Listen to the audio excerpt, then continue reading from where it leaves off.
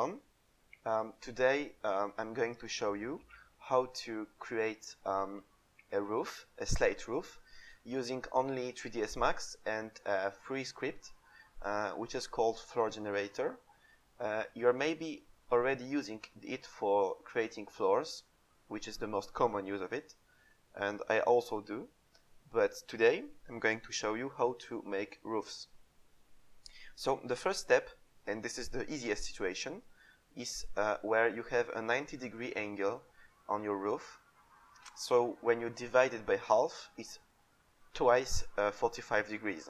This is the most easy part. I will show you why. So the first step is to take both planes that makes the roof and detach them. Let's call it the left roof and the right roof. Once you're done, you have to center the pivots in the center of each object. So you go to the hierarchy tab, affect pivot only, and center to objects. Okay, right? Now you have to rotate it by 45 degrees using the snap angle tool. So 45 and 45.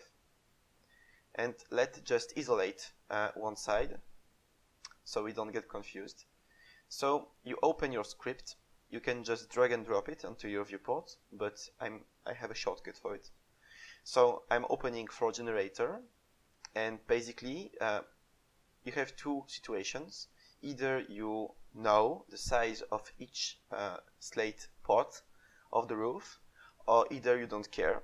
So let's take the situation where you don't care, and let's make every piece by 15 by 7. Let's click on interactive update and create. So we have something like that, but this is not perfect. What we want to do at the first is the offset of each piece. This is not how a slate roofing looks like. So we have to change from 20 to 50. There we go. The second thing to do is to change the bevel, because this is way too much of the bevel. So we go from 0.5 to 0.1. This is better. And the last part is to decrease the extrusion size, because this is way too thick. Let's go for 0.5. This is better. So once you have done that, you can keep this window somewhere near, because you want to use the same setting for the other half of the roof. But for now, we just convert this to a poly editable, because this is a mesh. And all the magic is to take all the elements of this roof, go to top view, go to scale mode, and scale just on one axis, on the y-axis in this case. So we scale it, and you want those elements to overlap on each other, like this. The next step is to rotate them separately by 5 degrees. Actually, this number can change and vary considering the thickness of your roof, but 5 is working nice here. Let's try it. Okay, this is 5 degrees, and voila, this is done, and you have your roof. Now you just have to rotate it back by 45 degrees, remove this plane, and you have your roof. Now you have to do this a second time here, which I personally find faster to do, but if you have something more complex, which I'm going to show you later, you can also just make a symmetry on this object and have the same thing on the other side. But I like to do it again, so just for the training purpose, let's create once again. You convert this to poly editable, you go into scale mode, you scale on one axis, you make them overlap, and you rotate. Then you go to the normal mode, you rotate by 45 degrees, and you remove the plane. Like this. You can now attach both those objects, and you have your roof. Now, the nice point of it is that each of the slate element is a different element, and you will see later why this is nice when it comes to the textures. But for now, let's try something else. Let's try a version in which the roof have a random angle on it, and it's not 45 degrees like here. So what you want to do here is to once again separate the polygons for two separate objects.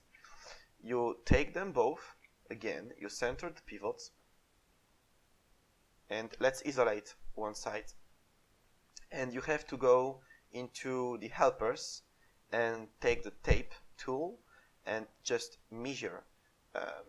Sorry, I'm the wrong layer. Right here, and just measure the angle, and it is 36.8699, which is not a good number, but sometime you have to deal with it. So you just take your notepad or Word or whatever text tool you have, you write this down, then you take it and you copy.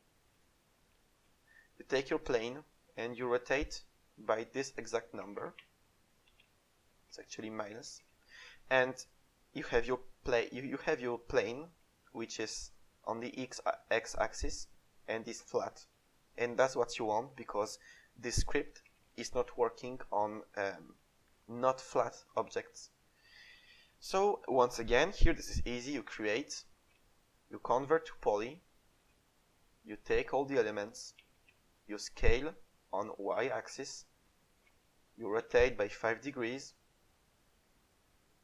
and now you rotate this thing back by this amount, and you remove the old one, and you have your roof. Now the tricky part is if you want to do symmetry on it, and let's say you align the symmetry pivots in the center of the house.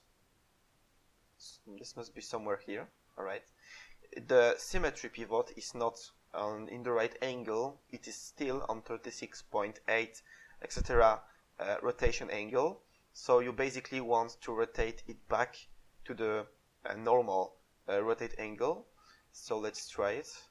No, this is not the good amount, it's minus on the x-axis.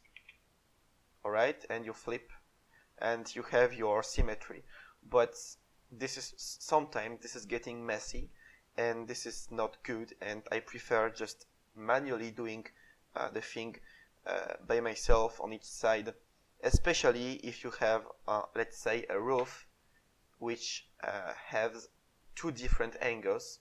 It can happen. So for example, let's say you have one side on 36 and the other one is like this. So here you can't possibly do the symmetry.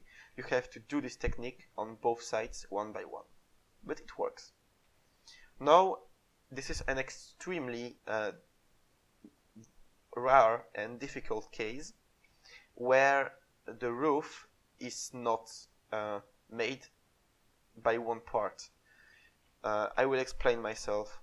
Basically, let's imagine you have something like let's say we have a chamfer here and here, and then you connect. I'm doing something really random just to show you that sometimes you can have a strange, weird roof, and this is not always obvious about how to use the script on it. So let's say that we have this part, and we have and this is like this.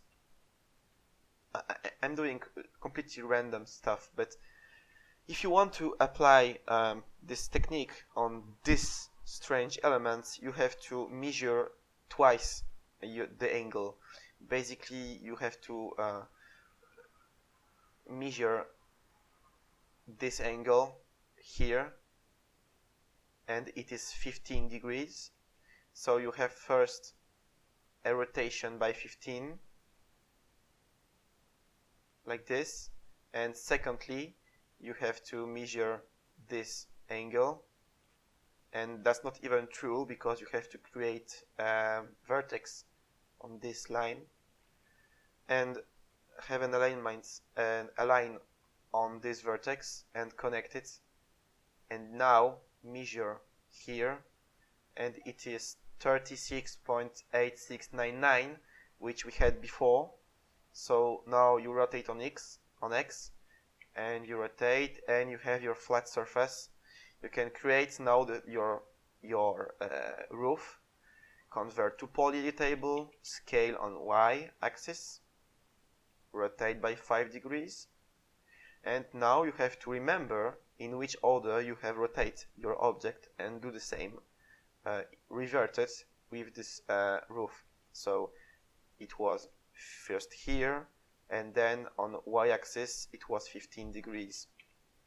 Here we go, and this is the shape we had in the first place, which is absolutely not fitting this spot because this is a test, but basically we made it in the same place and the same angle it was before. So this is a two-part rotation on the roof, but personally I only had like 1 or 2 cases where I had to use this. Basically always the roof is on some angle which you can measure on one step. So let me show you something else, because this is the whole thing. There is nothing much else to say, but now the question is, how do you apply a texture on it? This is because the whole point of using this technique is that you can have a completely randomized roof without any repetition, and also you have the occlusion, because those are real physical objects and the ambient occlusion is going to take them in consideration. So when I want to create a texture, I already have my texture created, but I'm going to show you the process. Basically, you are going to go from to find a slate texture. So for example, you have CG textures and you go for the first one, which is nice, and you download a slate roof with high definition. Let's say this one. I've already downloaded this one. So the next step, you launch Photoshop. This is the first part, and you're going to find your texture, which is here. Let's give a second to launch. All right. So you open this image in Photoshop, and now the more you will actually divide the image, the more variety you will have in your texture. Let me explain. So let's open this texture. All right, and you just select one piece. Let's say this one. This is nice, and you create a new layer by cut. Now you click on this layer and you select the pixels back. You go back to your original layer and you move this selection to another piece. Let's say this one. You continue this process. You select the pixels. You move your selection to another one. You copy this layer. You go back to your first layer. You select the pixels.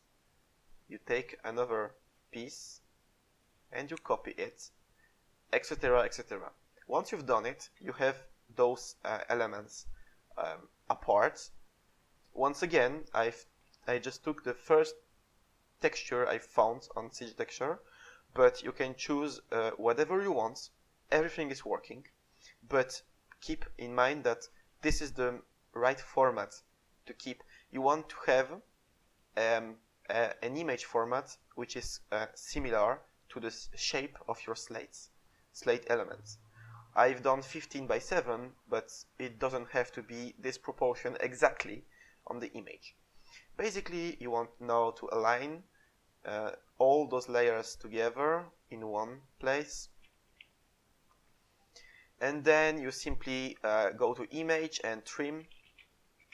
So you have a small image, and now you have to save each layer apart, so you have different layers. I'm gonna show you my texture somewhere here. Just give me a second. It should be somewhere here. So here we go. Those are my files, my images, and I want to use them for my texture. So here we go. We go back to 3dsmax. You open the material editor, and you're going to use the slate one, just for more visibility. Here we go. So we're gonna create a new standard material, which is the multi-sub object, and you define the number of different textures you have. I have only 4, if I'm right. Yeah, that's 4. I have only 4. Then you create a new V-Ray material, and you can drag and drop your bitmaps into the viewport. Let's make them a little bit bigger. And I'm just showing you the basics of this texture, but of course you should have a reflection map, a bump map if you want. You can color correct each of those bitmaps in order to have different tints. You can have whatever you want. You're really free to do what you want, but I'm just going to show the basics. So you connect this to diffuse map. Let's name this slate 1, and you connect to this multi-sub object. Let's copy this and name it slate 2. Let's connect to this diffuse and this material to the big material. Once again, slate 3, diffuse, and connect.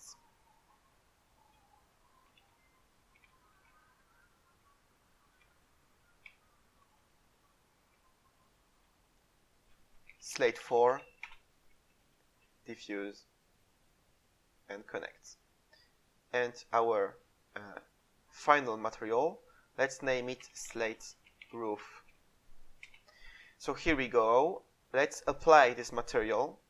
Oh, and before you apply it, right click and show material in the viewport, so you can actually preview what you're doing. And I'm going just to assign this material to my roof. Here we go.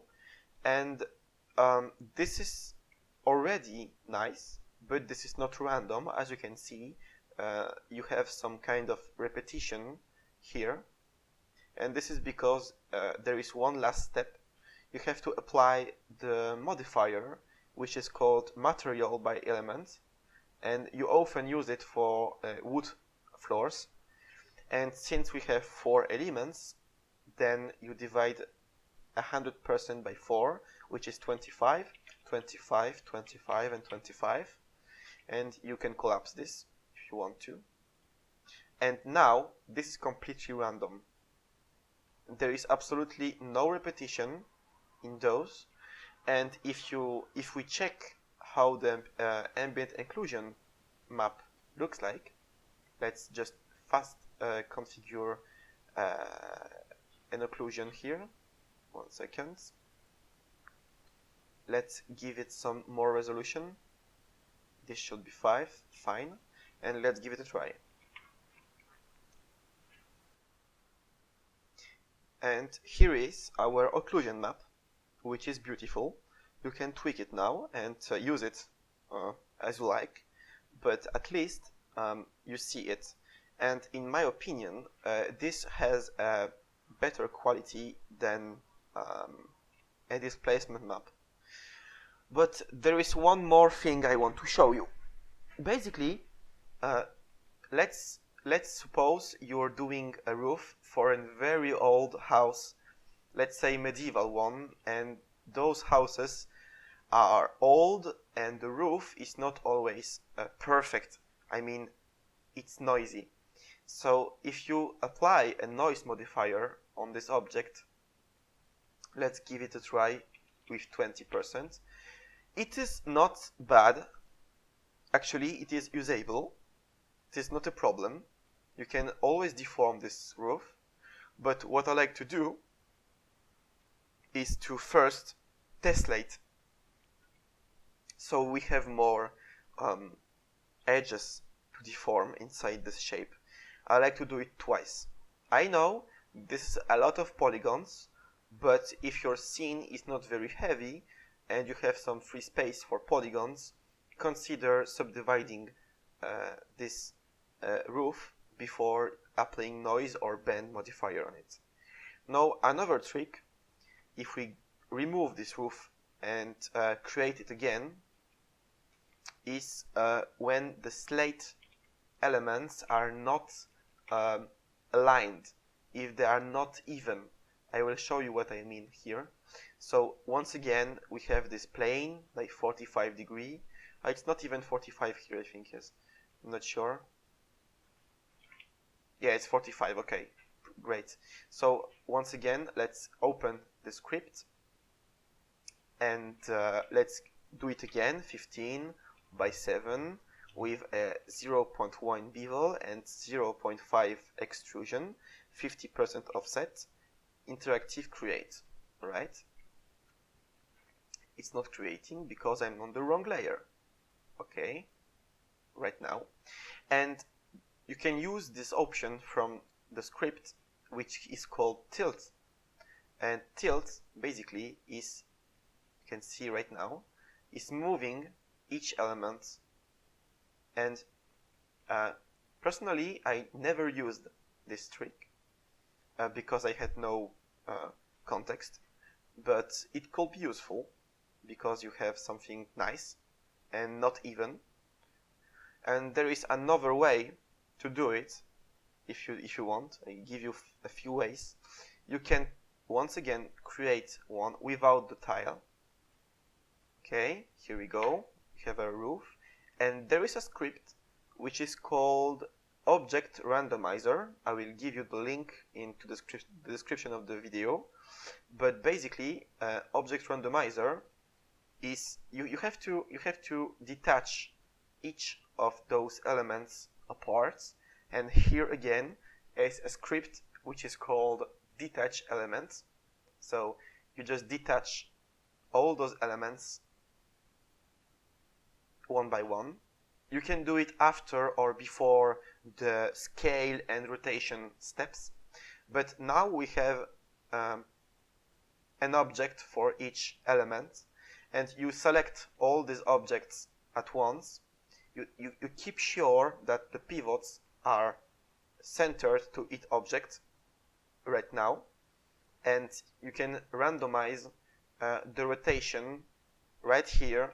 So let's try -2, -2, 2, 2, 2, and apply. And you have the same, I can remove the plane, and you have the same results. You have randomized your shapes. But this technique is a bit more precise than the tilt one, because you're not really moving the object, you're just randomizing the extrusion on when you do it in the script. So if I had to make an uneven roof one day, I probably will choose this technique to make it uneven. And I'm pretty sure you can do the steps I showed you before, even at this stage of the project. Let's give it a try. Let's convert to poly. Let's scale them locally.